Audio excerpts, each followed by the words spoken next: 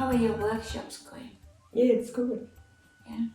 I think we've been doing a lot of Skype lessons, and now we've moved pretty seamlessly into face-to-face lessons again. Yeah.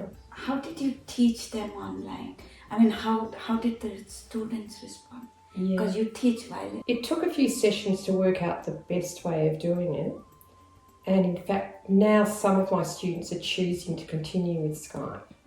Rather than travel a long distance every week, the thing about Skype is that I found I had to have little units that we worked on, and I had to be very clear about what that lesson was about and have very clear instructions, and I had to create a very clear goal for the next lesson.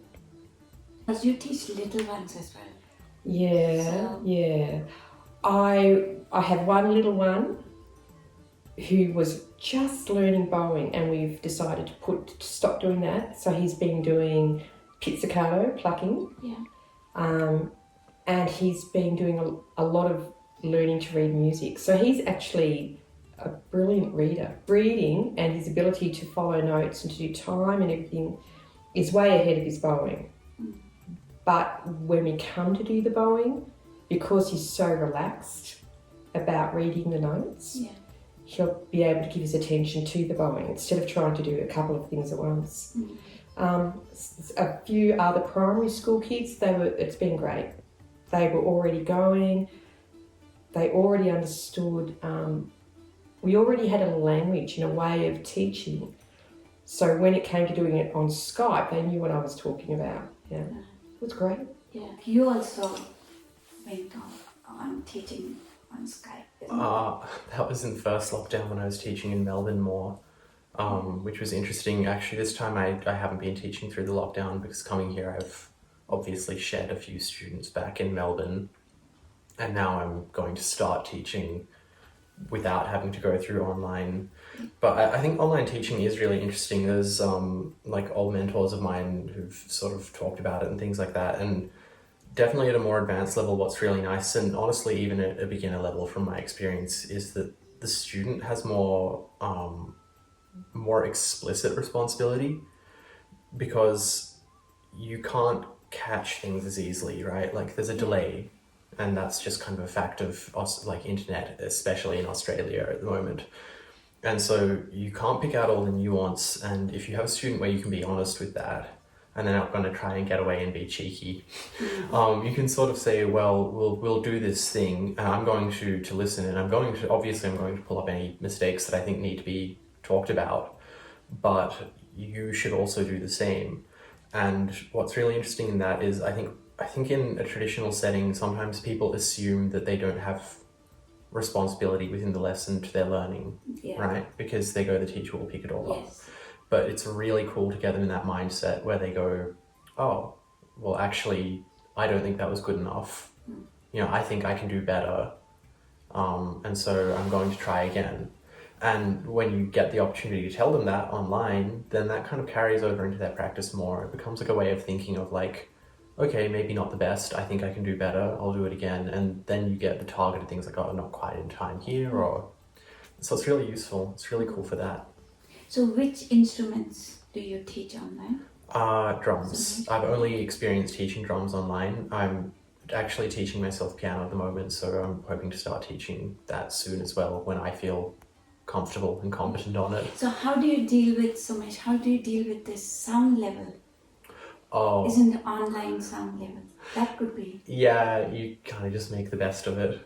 Yeah. I actually have good microphones now, so it records well on my end if I plug all that up to my phone. But you know, unless you're teaching really advanced people, often you get the broad strokes, and that's kind of what you're looking at. I think I know how my students sound in person, and so I can tell how that's coming across online. Right. I can sort of make the judgment still. Yeah, because when like I did some online workshop on Zoom, and it was the sound sometimes we were struggling with regarding when we had background music or something. Yeah. So everybody was listening differently. With booking the gallery and that being nice, like 70% of it, 80%, whatever that split is for you, doing the work is satisfying, but then it doesn't feel completed until it's been put out there for people to deal with. I've thought about it a lot, and that's sort of the quintessential difference between a hobbyist, no matter how good they are, they can be 10 times better than me, and a professional artist, musician, whatever you do, I mean musician for me, because they do it for themselves, and that's all they need, and that's great. You know, you don't need to ask more of them. You don't need a society of all artists. I think that'd be very weird. But I think it's really important to have a society where everyone understands what art is and how it relates to them and what it does for them. And I guess the reason I personally like to put it out is, I mean, I do jazz. That's inherently interactive already, right? Like, I'm playing with other people and there's an interaction, and that's what kind of brought me to it, is the fact that it's flowing and it's living and it's breathing constantly on every level. Like, classical music does it too. Just because it's note for note doesn't mean it's not a living, breathing thing, but jazz is doing it on the fly, which just makes it so much more like rich, right? It's like, it's basically just sharing energy. Music does, it's hard to pin one thing that music or art does for people, but you know, it's like a relief, or it's a place to shelter for a bit where you don't have to think about new things. I know for me, it's like constantly put me more and more in touch with my own humanity and like with what I value in life and what I care about. Like, it's just kind of shown me who I am. It hasn't told me who I am, it's shown me, it's given me opportunity to reflect and show me new things. And what's your experience, I guess, because it's a different medium, and obviously like different people have different things, but why do you like to put your work out?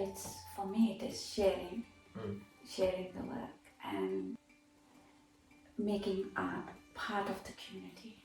That's the idea for, having Kathryn over for OPENStudio as well. We have had people come in just to listen to Kathryn play her violin, and it's enriching the entire atmosphere, isn't it? Yeah. Along with the paintings and stuff like that. And I think community has to, kind of feel the flow of the art in their lives, that it becomes part of them. And art should belong to everyone. Yeah. No matter what Yeah. area it is. No gatekeeping, no class, nothing like that. Yeah. So what do you think, Kathryn? Yeah, I mean, I guess I'm just thinking of concerts, that quite often people think that they're enjoying music and they don't need to give concerts. But when you give concerts, there's a really nice high to sharing it with people, and it sort of gives meaning to a lot of the work that you've done. Yeah. You still had fun anyway. It also gives closure. When you do a show, it's like, right, we've done that. And it almost like it creates a vacuum, so you can start putting energy into the next thing. Which is, in art, is important too, to have a vacuum. Keeps you moving. Keeps you moving, yes. And with me, it is what I have discovered with my workshops, that I treat them as, like they're an extension to my studio. Yeah. So there's part of me that gets imparted as well to the community. Yeah. So that they end up hopefully making it part of their lives. Yeah. And that's enriching a society like that. Yeah, I think that everyone probably has different views, but I feel like I never try to hold anything back when I play. Yeah. Like, your whole self goes into it. Yes. And it's funny what you said about like making the workshops part of your studio. I think actually I was talking about this when I went to the jam session Wednesday with some of like the younger players there not that I'm that old, but I always feel weird giving advice to, but it's like when I go and play, I don't think about the practice. I've done all the practice and now I just have to trust it. But when I play, I'm just trying to be present. I don't think what should I do or any of that. I just do what I listen, because I think that's where all music starts. It starts at listening, and then you know what you need to do. You as a human being in that context, right? But then, so the practice is coming through there, but then by playing, you kind of naturally notice like, oh, I couldn't make that thing, so I need to work on that technical bit, or I feel like I wasn't playing the way I wanted to and this happened, and it's sort of like these little adjustments that make your practice practical, as opposed to this weird like intellectual exercise basically. Yeah, so it goes both ways for me. It's like the practice and who I am, I just trust that it will happen.